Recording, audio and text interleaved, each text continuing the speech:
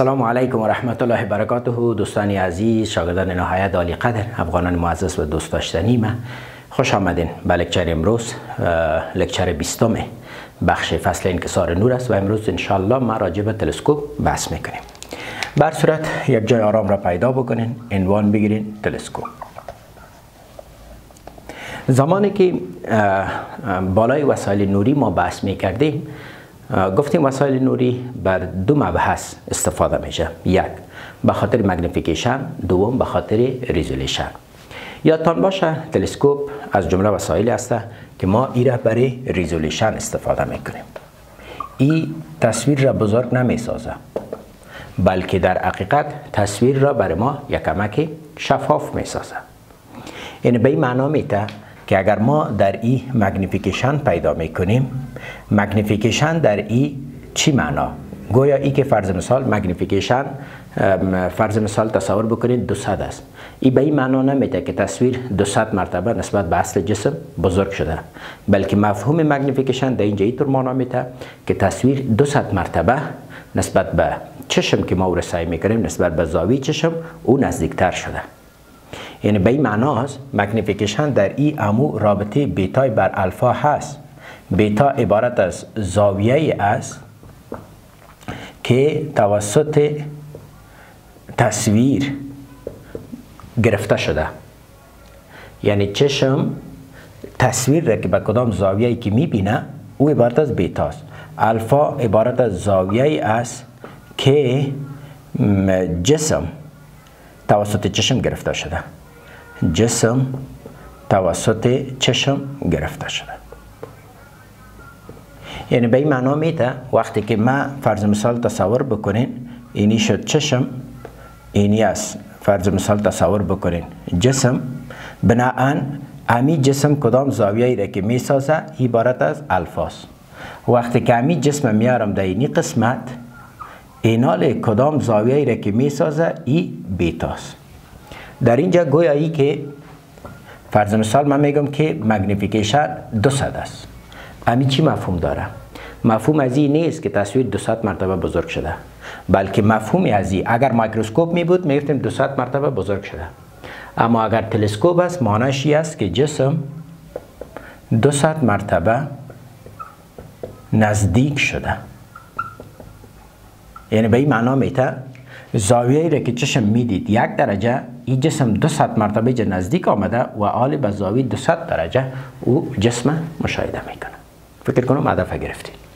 دوم، نقطه سوم در قسمت خود تلسکوپ ها به دو بخش تقسیم بندی میشه. یک، تلسکوپ هایی داریم که به اساس ریفرکشن کار میکنه، یعنی به اساس انکسار کار میکنه. دوم، تلسکوپ هایی داریم که به اساس رفلکشن یا انعکاس کار میکنه. تلسکوپ هایی داریم که به اساس انعکاس و به اساس انکسار کار میکنه. در سطح کتاب مکتب ما شما تلسکوپ های رفرکشن است. بالای این تلسکوپ ها بحث شده، ولی ما تلسکوپ های به شکل رفلکشن هم داریم. انشالله در لکچر ما بعد سر تلسکوپ هایی که به اساس رفلکشن کار میکنه سر از این بحث خواهد کردیم. ولی بزرگنمایی برای هر دوش از امون رابطه بیتای بر الفا به دست میآید. یکی بیتای بر الفا برای تلسکوپ چه قسم به دست میآید و با کدام پارامتر ارتباط داره؟ ماکسیمم مگنیفیکیشن چه وقت است و وقتی که چشم در حالت ریلکس باشه چه وقت است مگنیفیکیشنش چطور به دست میاد؟ بین را کاپی بکنین. انشالله لکچر جالب خواهد داشتیم و بالایش مفصل بحث خواهد کردیم. کاپی. خب، ساختار یک تلسکوپی که به اساس رفرکشن کار میکنه از دو عدسیه تشکیل شده. یک عدسی هست که مربوط ابجکتیو است که عدسیه کمی بزرگتر است و عدسی دیگه عبارت از عدسی است که برای چشم است. این عدسی کوچکتر، ولی عدسی اونقدر کوچک نیست که این سایزش نسبت به این به نهایت بزرگ باشه. او طور یک بحث نیست. خب به هر صورت این است محور اساسی. اینال این عدسی ما، عدسی ابجکتیو ما در حقیقت از خود باش نشته کنم. عدسه ابجکتیو ما از خود یک فاصله محراقی داره. فاصله محراقیش فرض مثال تصور بکنید در این قسمت فاصله محراقیش است. معمولا عدسه اگر بزرگ است معلوم است که فاصله محراقیش هم بزرگ است یا نیست؟ عدسه آکیولر طور ترتیب شده که فاصله محراقی عدسه ابجکتیو در خود داره. این تا به این قسمت ها شاید در این قسمت ها اف آکیولر باشه یا اف آی پیس باشه از چشم. اف ای مربوط ازی است و ای دیگه هم مربوط ابجکتیو. ایش است مربوط آی پیس و ای دیگه هم است مربوط عدسه ابجکتیو. شاید دلتان بگرد عدسه ابجکتیو چرا بزرگ است؟ عدسه ابجکتیو به این خاطر بزرگ است، این عدسه به این خاطر بزرگ است که سیاره‌ای را که شما مشاهده میکنین معمولا تلسکوپ برای وسایل هستند که فوق العاده دور است، مانند مهتاب، مانند سیارات، مانند ستاره ها. اگر ما میخوایم این تصاویر را ببینیم و او را نزدیک بسازیم به خود، ما از تلسکوپ استفاده میکنیم. این حال جسمی که بزرگ است خو زیاد نور میده، از این جسم به نهایت نور عبور میکنه. ما کوشش میکنیم که تلسکوپ کمک بزرگ بسازیم عدسه ابجکتیو تا نور زیادتر در داخل شود که تا انتنسیتی یا شدت تصویر را که ما میبینیم او تصویر بر ما بزرگ معلوم شود. به این خاطر ما عدسه ابجکتیو بزرگ بگیریم. دیگه کدام مفهوم در اینجا نیست. خب به هر صورت ما این بحث فهمیدیم. این حال وقتی که نور میایه از طرف یک جسم، او جسم در کجا هست؟ او جسم معلوم است که در بی‌نهایت است. اگر در بی‌نهایت است، بی‌نهایت کی نمایندگی میکنه؟ شعاع موازی. خیلی بنان اگر اجازه میدین شعاع را موازی میارم. گویا ای که یک شعاع را فرض مثال تصور بکنین از مرکز نورانی آوردیم. اینی از مرکز نورانی، این ما باید بالا کم رسم میکردم، خب خیره قبول بکنین. اینی شد یک شعاع ما از مرکز نورانی عبور دادیم و جسم بدون انکسار فکر میکنم، یعنی بدون تغییر مسیر عبور میکنه. شعاع دیگر هم میارم به این قسمت، یا موازی است. در کجا قطع میکنه؟ شما میفهمین که اگر موازی به محور اصلی باشد در محراق، اگر موازی به محور اصلی نباشد دیگه موازی ها باشد در مستوی محراق، اینا یکی دیگر قطع میکنه. در مستوی محراق قطع میکنم. باشه که صحیح رسم کنم. اینجا ای قطع میشه، تصویر ای زبر بی زبر تشکیل میشه. این حال ای زبر بی زبر وقتی که تشکیل میشه، ای زبر بی زبر بعد از این ارتباط میگیره به این عدسیه. بناهن ای یک شعاع میته به این شکل از کجا میگذره؟ از محراق ازی، یعنی محراق اف ایس به این شکل از محراق عبور میکنه. دیگه شعاع اگر اجازه است از مرکز نورانی عبور میتون و ای بدون انکسار عبور میکنه. این دو شعاع متباعد است، اینجا چشم قرار داره و در نتیجه ای را ارتباط ادامه میته، ای را هم ادامه میته. اینجا تصویر نهایی ای دو زبر بی دو زبر تشکیل میشه. درست است؟ اگر میکروسکوپ را دیده باشین این را خوبتر درک میکنین. امیدوار هستم که بحث میکروسکوپ لطفا اگر ندیدین ببینین. بر صورت ای به دست آمد. آل ای زبر بی زبر تصویر اولی است، ای دو زبر بی دو زبر تصویر نهایی است که چشم او را مشاهده میکنه. جسم در کجا قرار داره؟ جسم در این قسمت قرار داره. این اینجا جسم قرار داره و این عبارت از جسم ای بی است در فاصله لایتنایی از ما قرار گرفته. صحیح. خب صاحب، حال به خاطر پیدا کردن فرمول بزرگنمایی اگر چشم اینجا می بود، اینی زاویه را من مطمئن هستم که چشمی را تشکیل میداد، این را میگفتیم زاویه الفا. اگر ما از تلسکوپ استفاده نمیکردیم و یادمک اینجا میماندیم، این جسم که میدید این از زاویه الفا، یکی زاویه الفا، این طرف هم زاویه الفاست. از جانب دیگر چشم تصویر را که میبینه این زاویه را یاد میکنه به نام زاویه بیتا. شما دقت بکنین اینی خطه، اینی خط اینطور یک چیز است. است یا نیست؟ اینجا جسم است، ای زبر بی زبر، ای است الفا، ای است بیتا. درست است؟ از اینجا شروع تا به اینجا، از اینجا شروع تا به اینجا، این در کجا تشکیل شد؟ در مستوی محراق. این فاصله است FO. از مرکز نورانی تا به تصویر که تصویر حیثیت جسم به این میگیره، ای است PE. فاصله جسم از عدسه آی پیس. لطفا میکروسکوپ ندیدید، میکروسکوپ ببینید. ای است PE. اینال ما میفهمیم که دو زاویه بسیار زیاد کوچک است. اول اگر اجازه میدین تانجانت زاویه الفا را تعریف میکنم. شما میفهمین که زاویه کوچک است، تانجانت الفا مساوی به خود الفا است. زل مقابل به مجاور. برای الفا مقابل کی است؟ ای زبر بی زبر. مجاور کی است؟ FO.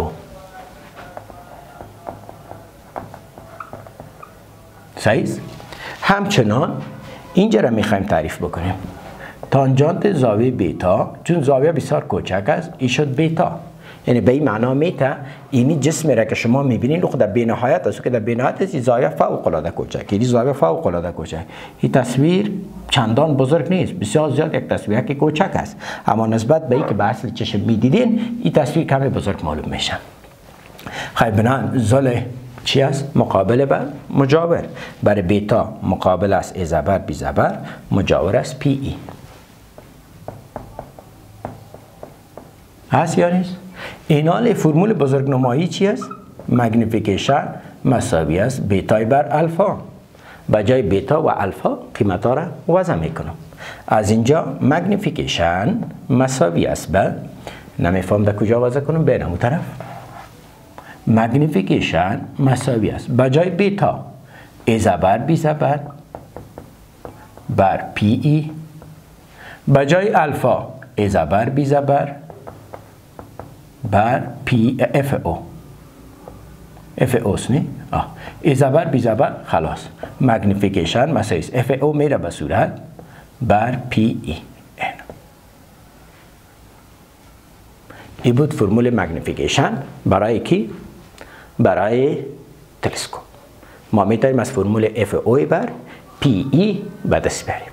یک چیز دیگه یاد من نره، دو حالت مگنیفیکیشن وجود داره. یک ماکسیمم مگنیفیکیشن. شما بگوین بر من ماکسیمم مگنیفیکیشن چه وقت ایجاد میشه؟ ماکسیمم مگنیفیکیشن وقتی ایجاد میشه، ماکسیمم مگنیفیکیشن خود خونشته نکردیم، معلوم میشه؟ باش ببینم. انشالله میشه. ماکسیمم مگنیفیکیشن وقتی به وجود میایه که تصویر در فاصله 25 سانتی متری قرار بگیره. تکرار میکنم، تصویر اینی فاصله برای آی پیس که QE است، ای در فاصله D قرار بگیره.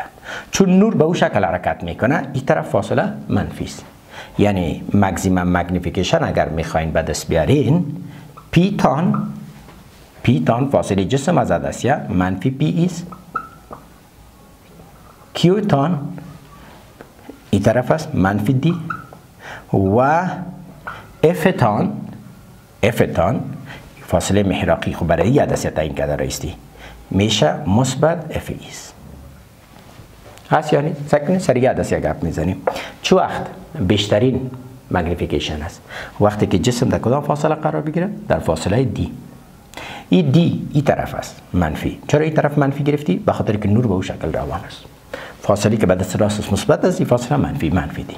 پی تانم این طرف است منفی PE و اف تان اف عدسی معدل مثبت است، مثبت FE. سر از این گپ میزنی فاصله محراقی بر از FE. این حال فرمول داریم. چی است فرمول؟ یکی بر F مساوی است یکی بر Q منفی یکی بر P. قیمت را وضع میکنم. یکی بر F تان مثبت FE مساوی است یکی بر Q تان منفی D منفی یکی بر P تان منفی PE. همونطور میشه. منفی منفی مثبت میشه. از اینجا یکی بر PE مساوی است منفی منفی مثبت ایری طرف میارم یکی بر FE جمع یکی بر D. اشتباه نکردم. حال اگر اجازه هست، چون مگنیفیکیشن مساوی است اف اوی بر پی ای و ما ایره نشته کده میتانیم اف او ضرب در یکی بر پی ای. میتونم یا نمیتونم؟ میتونی. اگر میتونی اف او باشه کار ندارم، یکی بر پی ای عوضش را بده، یکی بر اف ای جمع یکی بر دی. اگر اجازه هست اف ای را مشترک میگیرم، میاد مخرج اف او بر اف ای یک جمع ایری که تقسیم ازی کنید اف ای بر دی. من میفهم که قسمت نفهمیده، سعی کنید ضرب کنید، یکی بر اف ای که دی ضرب شوه، یکی بر اف ای، اف ای که ضرب شوه اف ای به اف ای خلاص بشه، یکی بر دی میمانه. اینی فرمول عبارت از فرمول ماکسیمم مگنیفیکیشن است. دوم، اگر چشم در حالت ریلکس باشه، دوم مگنیفیکیشن اگر آی ریلکس باشه یعنی راحت باشه، در این صورت چشم زمان راحت است که تصویر در کجا قرار بگیره؟ تصویر در بینهایت، کیویتان در بینهایت باشه. چشم که میگی سریع دسته بس داری پیتان منفی پی ای و افتان امو مثبت اف ای. صحیح شد؟ در یه دسته سعی کنین وقتی چشم در حالت راحت است که تصویر در بینهایت تشکیل شود. بناهن در یه حالت قیمت ها را پس وضع میکنم، فرمولک دارم یکی بر اف مساوی است یکی بر کیو منفی یکی بر پی، یکی بر اف تان اف ای مساوی است یکی بر کیو لایتان ای منفی یکی بر پی تان منفی پی ای. همونطور میشه. از اینجا اگر اجازه است این قسمت نشتش میکنم، یکی بر اف ای مساوی میشه به یکی بر پی ای. معلوم میشه؟ ببینم انشالله میشه. خب صاحب یکی بر اف ای مساوی به یکی بر پی ای، یعنی اف ای معادل پی ای است. های مگنیفیکیشن داشتیم اف اوی بر اف ای اف اوی بر پی ای، از اینجا مگنیفیکیشن مساوی است اف او یکی بر پی ای یکی بر پی ای یکی بر اف ای، اینجا که ضرب شود اف ای، یا این تا بگم بجای اف ای پی ای. اینی بود مگنیفیکیشنش. مگنیفیکیشنی که به دست میاریم در حالتی که چشم در حالت ریلکس باشه اف اوی بر اف ای. یادم نره بعض صاحبا اینجا یاد بعضی کتابای منفی نشته است، مگنیفیکیشن منفی نشته است، اینطوری نشته است اف اوی بر اف ای. ای اف ای به خاطر منفی نشته است که تصویر نهایی یک تصویر معکوس است. اما شما باز میتونید که در قطع عدسی دیگه بگذارید، بازی تصویر سر راسته بسازید، هیچ مشکل نیست. ولی به هر صورت اگر استفاده میکنید مشکل نیست. تصویر نهایی رسای کنید نسبت به اصل جسم این تصویر معکوس است، به او خاطر ما او منفی را نشته میکنیم. منفیش هدف نیست که تصویر از این تصویر مجازی است، بلکه منفی مگنیفیکیشن به این معنی میده که تصویر یک تصویر چی است؟ تصویر معکوس است. خب بنابراین در حالتی که ماکسیمم مگنیفیکیشن به دست میارین این است رابطش، و در حالتی که چشم در حالت ریلکس باشه شما میتونید از او رابطه به دست بیارین. یک چیز دیگه هم میخوایم بگویم، او ای که در همین شکل میخوایم لنت ازی یا طول خود تلسکوپ چطور به دست میاد. زمانی که شما سر لنتش بس میکنین، لنت ازی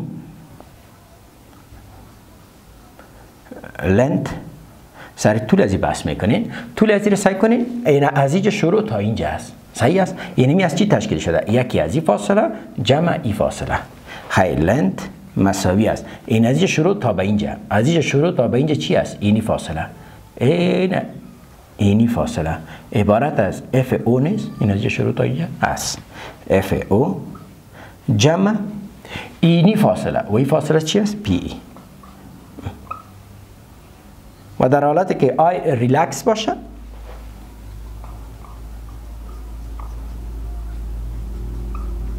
با در صورت ال مساوی است اف او باشه جمع پی ای معادل کی است؟ پی ای معادل اف ای. چرا اینو که معکوس بسازی؟ پی ای مساوی به اف ای نمیشه؟ نمیشه. بنابراین به جای پی ای میتونی اف ای استفاده کنی. این از این رابطه میتونین طولش به دست بیارید، یا از رابطه اف او جمع پی ای یا اف او جمع اف ای. اینجا باز علامه رو مد نظر نگیرید، هدف ما از طولش است. کمیت اسکالاریش اینی طول جمع اینی طول که مساوی به طول خود تلسکوپ شود. بر صورتی بود بحث تلسکوپی را بگیرین انشاءالله سر مثالا کار میکنیم. امیدوارم فهمیده باشین. خب میایم به بخش سوالات. یک دو سوال را مد نظر بگیریم انشاءالله تا بتانیم از فرمولا استفاده کنیم. اول میگه مگنیفیکیشن یک تلسکوپ 5 است. طول تلسکوپ 150 سانتی متر است، اما با یک شرط که تصویر نهایی در بی نهایت باشه. شما FO FE را پیدا کنید. یعنی به این معنا میته تصویر وقت در بی نهایت است که چشم در حالت ریلکس باشه، یا اگر تصویر در بی نهایت بود چشم در حالت ریلکس است. یعنی ما باید از این فرمول استفاده کنیم. یک چیز دیگه هم یادم نره، خود فرمول مگنیفیکیشن همی است. این درست است. این دو حالت گرفت، یکی ماکسیمم مگنیفیکیشن وقتی که تصویر در فاصله 25 سانتی متری قرار بگیره و یکی هم حالت ریلکس. و طول خود میکروسکوپ فرمولش بود FO جمع PE در حالتی که ریلکس باشه چشم FO جمع FE. این از این حالت ما میتونیم البته طول خود میکروسکوپ هم به دست بیاریم. از ما گفته فاینال ایمیج در لایه تنایی است. فاینال ایمیج که در لایه تنایی باشه من فکر میکنم از این فرمول ما میتونیم البته FO FE را با در نظر داشت L محاسبه بکنیم. بر صورت فرمول مگنیفیکیشن چی است؟ آیا فرمول اول را استفاده کنیم یا فرمول دوم؟ معلوم است که فرمول دوم چون تصویر در بی نهایت است خیر FO بر FE. مگنیفیکیشن از 5 مساوی است FO بر FE. نه FO را دارم نه FE، طرفین وسطین بکن FO مساوی است بر 5 FE. صحیح شد؟ ای بود رابطه یک ستاره. ای باشه. طول فرمولش از FO جمع FE. چرا FO جمع FE؟ به خاطر تصویر در بی نهایت است، بنابراین چشم در حالت ریلکس قرار داره. به جای L 150 مساوی است به جای FO 5 FE جمع FE. از اینجا 5 FE و 1 FE 6 FE مساوی است به 150 اطراف تقسیم 6 FE مساوی است چند میشه؟ 2 6 12 30 5 6 30. خیر FE پیدا شد 25 سانتی متر. FE که 25 سانتی متر باشه اینجا وضع کنین FO پیدا میشه. یا اینطور بگویم FO 5 FE است. FO 5 FE است. از اینجا FO مساوی است به 5 عوض FE عوض FE 25. اما تر میشه FO مساوی است به 5 25 125 سانتی متر. بنابراین این بود قیمت FO و FE. کپی. خب سوال دو. اگر F ابجکتیو 100 سانتی متر، F آی پیس 5 سانتی متر در تلسکوپ باشه، فاینال ایمیج تصویر نهایی هم در فاصله D یا 25 سانتی متری قرار بگیره، مگنیفیکیشن برای ما پیدا کنین و طول خود تلسکوپ پیدا کنین. وقتی که تصویر در D باشه، من فکر میکنم از ماکسیمم مگنیفیکیشن باید استفاده کنیم. یعنی به این معنا میته ما ماکسیمم مگنیفیکیشن داریم FO بر FE یک جمع چند است؟ FE بر D. صحیح؟ قیمت ها را وضع میکنم. FO چند است؟